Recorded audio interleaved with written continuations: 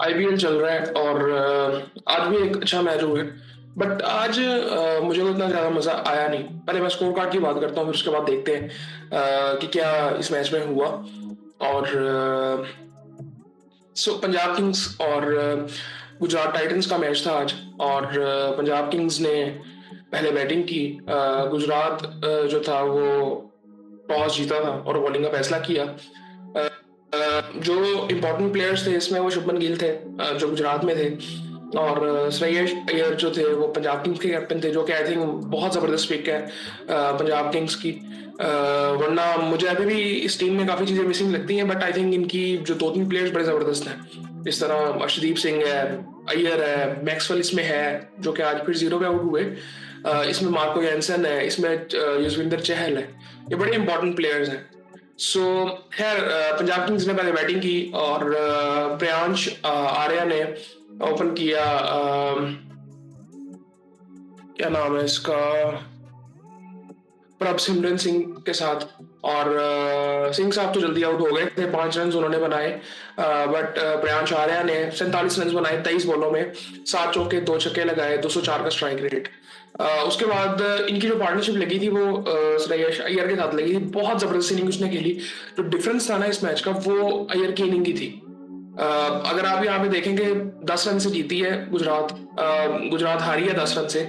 सो वो 10 रन इसी वजह से आए हैं कि आखिरी ओवर में 23 रन हुए और उसमें स्ट्राइक जो थी वो अय्यर ने ली नहीं। उसकी सेंचुरी हो सकती थी, 3 रन रह गए थे। सो वो बड़ा इंपॉर्टेंट ओवर था फिर इस लिहाज से भी। और इनिंग जो इसने खेल दी थी अय्यर ने, आई थिंक जबरदस्त इनिंग थी। 231 का स्ट्राइक रेट तकरीबन था। 5 चौके 9 छक्के इसने लगाए हैं, 97 रन इसने बनाए हैं 42 बॉलों पे। सो ये एक हाई क्लास इनिंग थी। बाकी अगर मैं देखूँ ना, तो वो प्रियांश की भी जो इनिंग थी ना, वो आप देखोगे वो बड़ी ग्राउंड शॉट्स खेल रहा था, अच्छी शॉट्स खेल रहा था। बट अभी मुझे वो रॉनेस नजर आ रही थी इसमें, मतलब। खैर अभी फिलहाल अगर आगे देखें तो अजमतुल्लाह उमर से ही उसके बाद आए, 16 रन उन्होंने बनाए। उसके बाद गेल मैक्सवेल आए, वो जीरो पे पहली बॉल पे आउट हुए। ये आपको ऐसे इनिंग्स ही खेल के देते हैं, या तो वो आते ही आउट हो जाते हैं, या तो फिर लंबी इनिंग खेलते हैं और मैच जितवाते हैं फिर। और इसके बाद जो इनके पास मॉडर्न प्लेयर थे वो मार्कस स्टोनिस थे, जो कि जबरदस्त ऑलराउंडर हैं। आज इतना कोई खास उन्होंने किया नहीं। 15 बॉलों में 20 रन बनाए, 2 छक्के लगाए, 1 चौका लगाया, 133 का स्ट्राइक रेट। अब 200 से नीचे अगर मैं किसी का स्ट्राइक रेट देखता हूँ तो मुझे लगता है कि क्या यार बैटिंग की है इसने। अभी तक तो ये सूरत हाल लग रही है। मे भी आगे जाके टूर्नामेंट में ऐसा हो कुछ कि जहाँ पे पिचेस थोड़ी सी स्लो हो, लेकिन उससे मुझे लगता है कोई इतना ज्यादा फर्क नहीं पड़ेगा क्योंकि बाउंड्रीज इतनी छोटी हैं।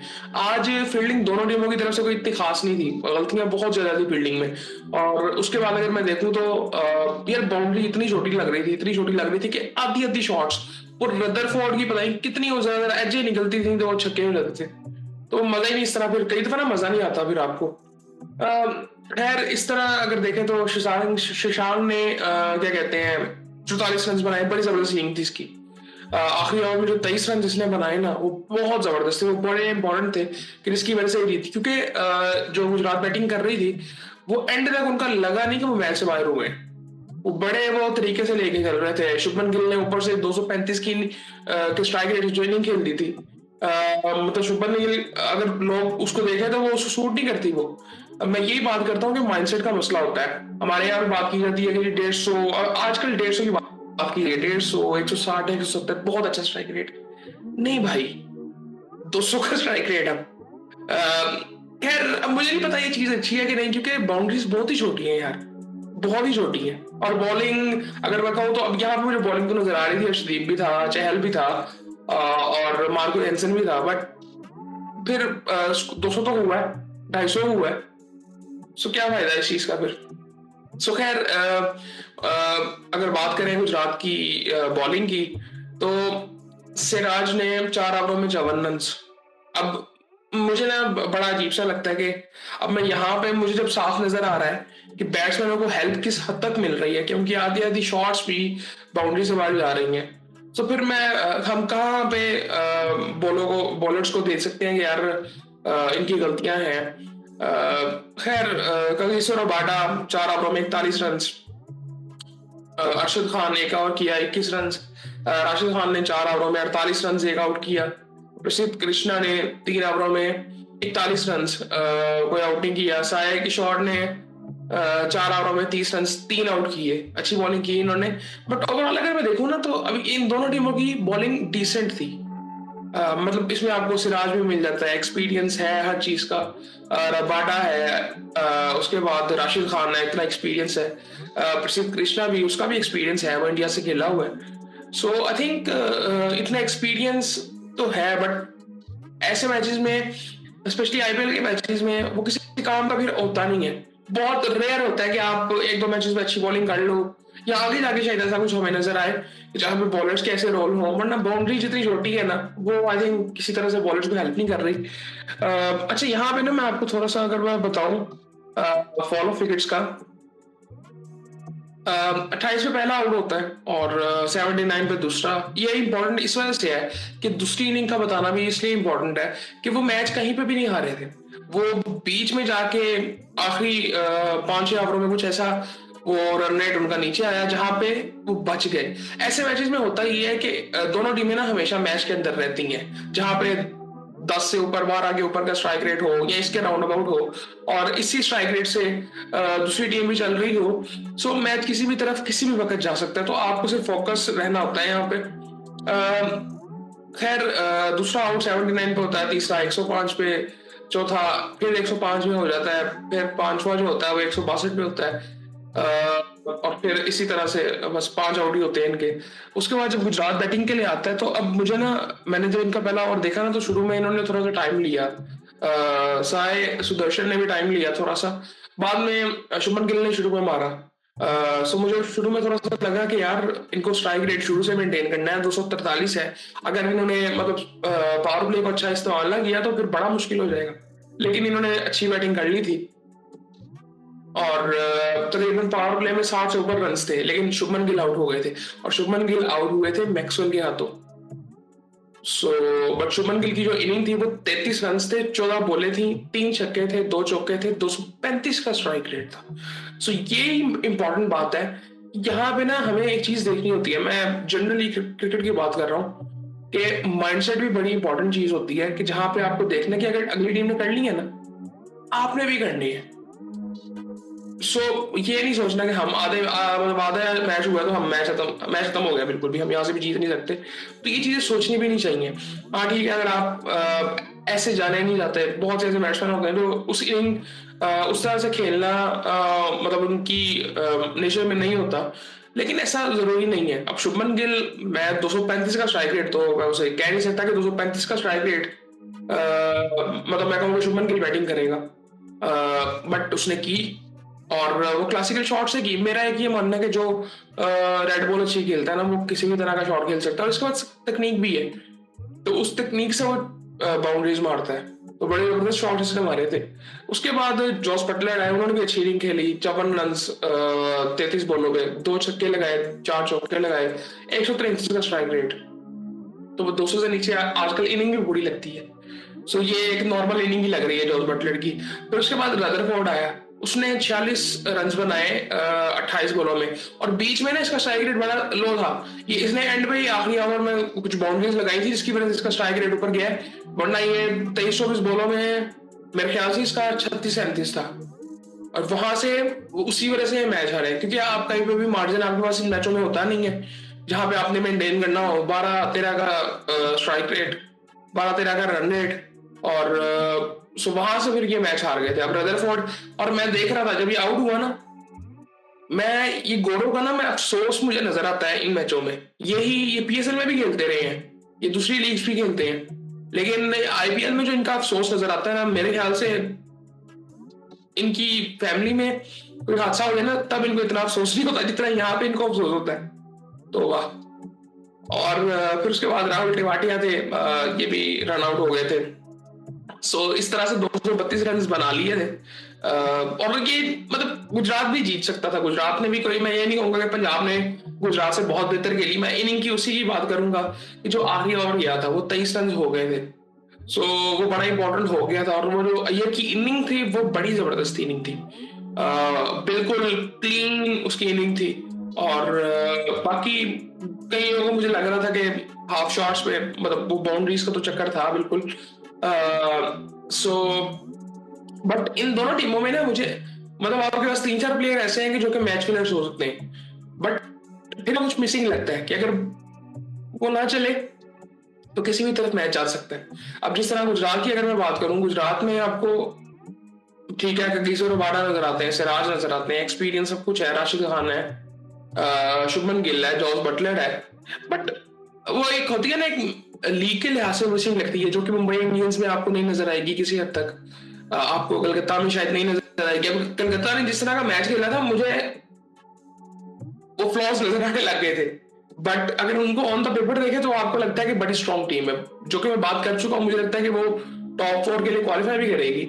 इसी तरह अब सनराइजर्स की मैं बात क्या करूँ, उनके बारे में तो मुझे लगता है बात नहीं हम कर सकते, बट वो यही बात है कि ऐसी जो लीग होती है ना, मतलब आईपीएल इतनी लंबी चलती है तो ऐसा लगता है कि पहले महीने जो टीम है वो दूसरे महीने शायद हो सकता है कि टॉप 4 में ना हो। ये चीजें होती हैं आईपीएल में। सो आई थिंक अभी तो टूर्नामेंट शुरू हुआ है, बट आई थिंक बड़ा जबरदस्त मैच हुआ है, बट बाकी आई थिंक इससे पहले बड़े जबरदस्त मैच हो चुके हैं। आज मुझे फील्डिंग में मसले नजर आए। आज तो बाकी आधी शॉट्स लग रही थी, मतलब रदरफोर्ड की बहुत सी शॉट्स आती थी जो कि बाउंड्री से बाहर गई थी। सो आई थिंक इवन सामने भी आप देखो अगर लॉन्ग ऑन पे लॉन्ग ऑफ पे वहां पे भी ऐसी शॉट्स थी जो कि अगर बाउंड्री थोड़ी सी बड़ी होती तो मेरे ख्याल से 60-60 मीटर की है, 60-62 मीटर की बाउंड्री है। तो आई थिंक बिल्कुल ही सर्कल के साथ ही होगा ये फिर। सो ये सूरत बॉलिंग की अगर बात करें तो अर्शदीप ने 4 ओवरों में 36 रन 2 आउट किए, अच्छी बॉलिंग की थी। अब अच्छी बॉलिंग ही मैं से कहूंगा, नो की इकोनॉमी है लेकिन अच्छी बॉलिंग है। सो अजमतुल्लाह उमर जही 2 ओवरों में 29 रन, कोई आउट नहीं किया। मार्को एंसन 4 ओवरों में 44 रन 1 आउट। ग्लेन मैक्सवेल 2 ओवरों में 26 रन 1 आउट और उसने शुभमन को आउट किया था। और स्टोनिस 2 ओवरों में 31 रन, कोई आउट नहीं किया। चहल ने 3 ओवर किए 34 रन।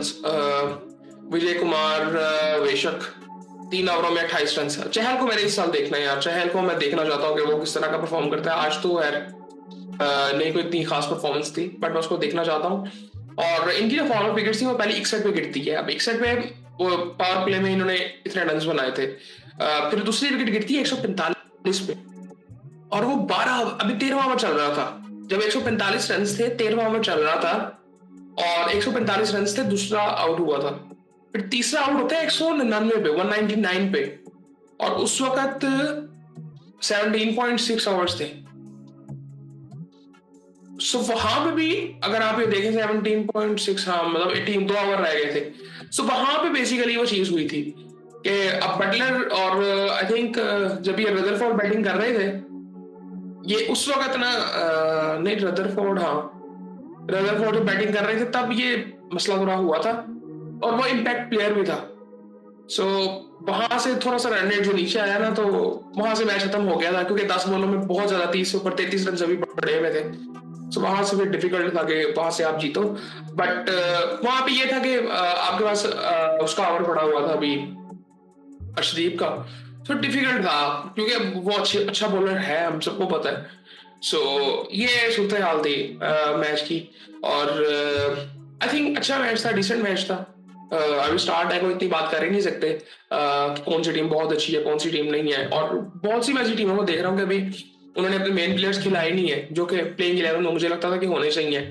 जो कॉम्बिनेशन स्पेशली मैं समझ रहा था वो ये बड़े चेंज कॉम्बिनेशन है। और यहाँ पे मैं एक बात यहाँ पे कहना चाहता हूँ कि ये सारे अब आप ये देख रहे हैं ना, बैटिंग ऑर्डर्स आप देख रहे हैं, ये जो कॉम्बिनेशन आप देख रहे हैं, ये इंटरनेशनल क्रिकेट में ऐसी चीजें हो ना तो ये बातें शुरू हो जाती हैं कि अब वो तो इस नंबर पे खेलता नहीं है, इस नंबर पे यहाँ पे कैसे खेलेगा।